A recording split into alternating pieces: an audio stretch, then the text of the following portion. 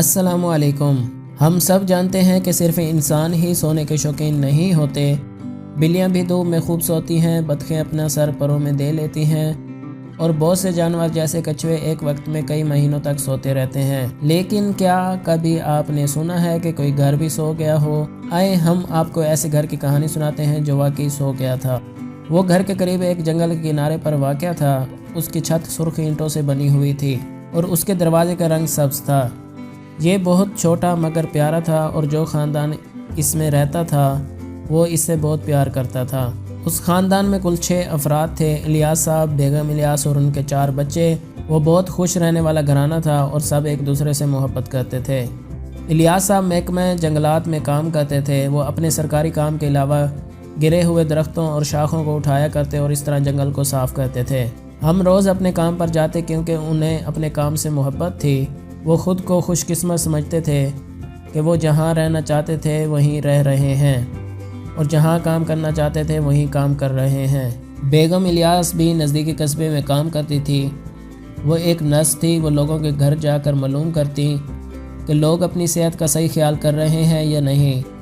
وہ ہر روز قصبے سے جنگل تک بنی ٹیڑھی میڑھی سڑک پر سفر کرتی۔ ان کے بچے بھی قصبے کے اسکول میں پڑھنے جاتے، لیکن چھٹی کے بعد بھاگم بھاگ اپنے جنگل والے گھر میں واپس آ جاتے۔ سب ایک دوسرے کا خیال کرتے تھے اور ہر سال الیاس صاحب گھر کی چھت پر چڑھ جاتے اور دیکھتے کہ چھت کی سرخ اینٹوں میں سے کوئی ڈھیلی تو نہیں ہو گئی۔ بیگم الیاس نیچے کھڑے ہو کر انہیں احتیاط کرنے کی ہدایت دیتی اور ہر دوسرے سال الیاس صاحب اور بیگم الیاس دروازے کو سبز رنگ سے رنگ کرتے تھے تاکہ اسے بارش سے بچایا جا سکے۔ وہ جیسے جیسے بوڑھے ہونے لگے، بچے دروازے کو رنگنے میں اور ان کی مدد کرنے لگے۔ اب دروازہ رنگنے کا کام اور چھت کا کام دونوں ایک ہفتے میں ختم ہونے لگا۔ بچے بڑے ہو گئے اور ایک ایک کر کے گھر چھوڑ کر چلے گئے، کوئی پڑھائی کے لیے، کوئی کام کے لیے اور کوئی اپنا مکان خود بنانے کے لیے۔ جلد ہی الیاس صاحب اور ان کی بیگم اس گھر میں اکیلے رہ گئے۔ پہل بچوں کے بغیر انہیں مکان بہت بڑا لگنے لگا۔ بیگم الیاس کا خیال تھا کہ وہ یہ مکان چھوڑ کر چھوٹے مکان میں رہنے نہیں جا سکتی، کیونکہ جب ان کے بچے ان سے ملنے آئیں گے تو وہ انہیں کہاں ٹھہرائیں گے۔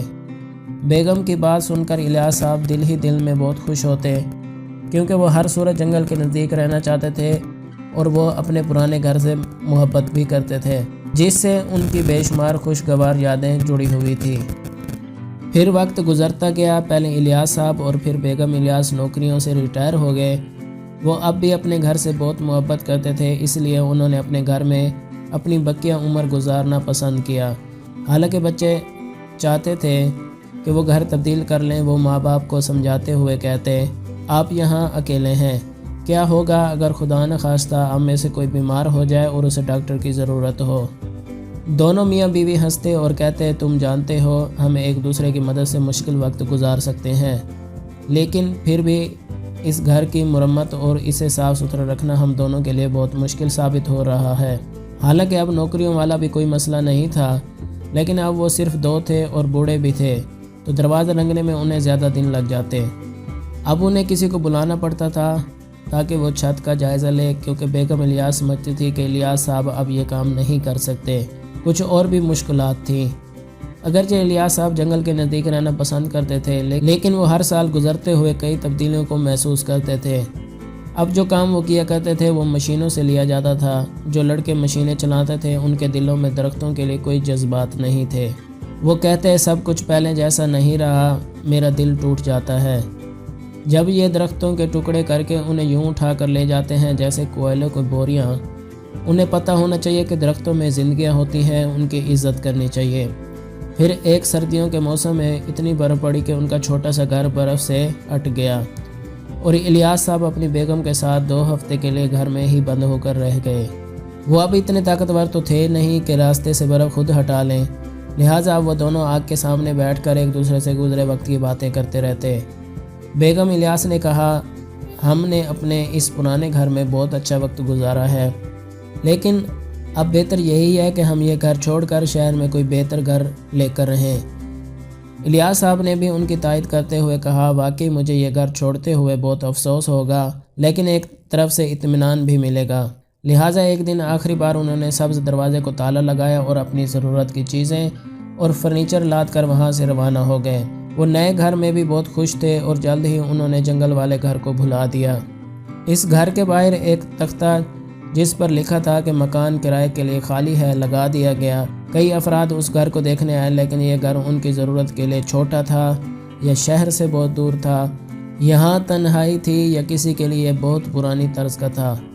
کچھ دنوں کے بعد کرائے کا تختہ بھی تیز ہوا سے گر گیا اور دوبارہ کسی نے اسے نہیں لگایا، اور پھر ایک دن یہ مکان خوبصورت جنگل کے نزدیک کھڑا کھڑا سو گیا۔ سونے کا مطلب یہ نہیں کہ مکان نے آنکھیں بند کر لی، کیونکہ گھروں کی کون سی آنکھیں ہوتی ہیں، لیکن ان کی کھڑکیاں ہوتی ہیں جو آہستہ آہستہ خراب اور مٹی آلودہ ہو گئی۔ سبز دروازے کا رنگ اڑ گیا، سرخ اینٹیں جن کے بارے میں الیاس صاحب اتنا فکر مند رہتے تھے ان میں سے کئی زمین پر گر پڑی۔ ان میں سوراخوں سے بارش کا پانی گھر میں ٹپکنے لگا، لیکن گھر خالی نہیں تھا، بلکہ بہت سے حشرات الارض نے اسے اپنا ٹھکانہ بنا لیا تھا۔ مکڑیوں نے کونے میں جالے بن لیے تھے، ننھی چیونٹیاں زمین پر دوڑتے پھر رہی تھی، پتنگے کھڑکیوں کے پاس اڑتے پھر رہے تھے۔ لہٰذا گھر سویا رہا اور درختوں کی شاخیں اس کے نزدیک تر آتی چلی گئی اور آخر چھت کو چھونے لگی، جس سے کئی اور اینٹیں بھی باغیچے میں گر گئی۔ باغ اب اجڑ چکا تھا، پھولوں کی بیلیں کھڑکیوں کو ڈھانپ رہی تھی، اور اگر غور سے نہ دیکھیں تو مکان کے قریب سے گزرتے آپ کو وہ بالکل دکھائی نہیں دے گا۔ وہ واقعی بہت گہری نیند سویا ہوا تھا۔ پھر ایک دن الیاس صاحب کا سب سے بڑا بیٹا معاذ اس گھر کو دیکھنے آیا جہاں وہ پلا بڑا تھا۔ وہ اپنی بیوی اور 2 ننھے منھے بچوں کو ساتھ لایا تھا۔ معاذ نے کہا، میری بڑی خواہش تھی کہ میں اسے دوبارہ دیکھوں۔ جب وہ قصبے والی سڑک سے وہاں آیا تو اسے کچھ نہ دیکھ کر یقین نہیں آیا۔ اس نے سوچا شاید گھر نہیں رہا، لیکن اس کی بیوی کو وہ چھپا ہوا گھر نظر آ گیا۔ بچے ہنس کر بولے، یہ تو خفیہ گھر ہے۔ پھر انہوں نے بڑی مشکل سے شاخیں اور لمبی گھاس ہٹا کر سبز دروازہ کھولا۔ جب وہ اندر گئے تو انہیں چھت گرنے کا بھی ڈر تھا اور فرش دھنسنے کا بھی۔ بڑے چھوٹے احتیاط سے پاؤں رکھتے ہوئے وہاں گھر کو دیکھتے رہے۔ انہیں آج بھی وہ جگہ خوشی دینے والی لگ رہی تھی۔ بچے باغ دیکھنے باہر دوڑے تو معاذ اور بیگم معاذ نے ایک دوسرے کی طرف دیکھا۔ وہ دونوں ایک ہی بات سوچ رہے تھے۔ وہ دونوں ہنس کر بولے، کوئی ہمت والا ہی ہوگا جو اتنا کام کرنے کا سوچے گا۔ بچے آئے تو وہ ان کے ساتھ خوش گپوں میں مصروف ہو گئے۔ پھر اگلے کچھ ہفتے گھر کے ارد گرد خاص گہما گہمی رہی۔ درخت کاٹے گئے، شاخیں ہٹائی گئی۔ جلد ہی سبز دروازہ بغیر کسی مشکل سے کھلنے اور بند ہونے لگا، لیکن اب گھر سویا ہوا تھا۔ پھر کئی ماہ گھر میں بڑائی مصروف رہے اور ان کی ٹھکا ٹھک جاری رہی۔ مرمت اور لکڑی کی تبدیلی جاری رہی۔ چھت پر نئی اینٹیں ڈالی گئی، رنگ و روغن ہوا، لیکن گھر سویا رہا۔ آخر ایک دن معاذ اپنی بیوی اور بچوں کے ساتھ رہنے وہاں آ گیا۔ گھر کمکموں سے جگمگا اٹھا۔ گھر کو گرمی محسوس ہوئی جو وہ کئی سال پہلے سو چکا تھا۔ اس نے چرچراہٹ سے ایک ہلکی سی انگڑائی لی اور آخر نیند سے بیدار ہو گیا۔ تبھی تو بڑے بوڑھے کہتے ہیں کہ گھر بننے سے نہیں بلکہ بسنے سے قائم رہتے ہیں۔ تو دوستو، امید کرتا ہوں آج کی یہ ویڈیو آپ کو اچھی لگی ہوگی۔ اگر اچھی لگی ہے تو چینل کو سبسکرائب کر دیں، ویڈیو کو لائک کر دیں اور دوستوں کے ساتھ شیئر کرنا نہ بھولیں۔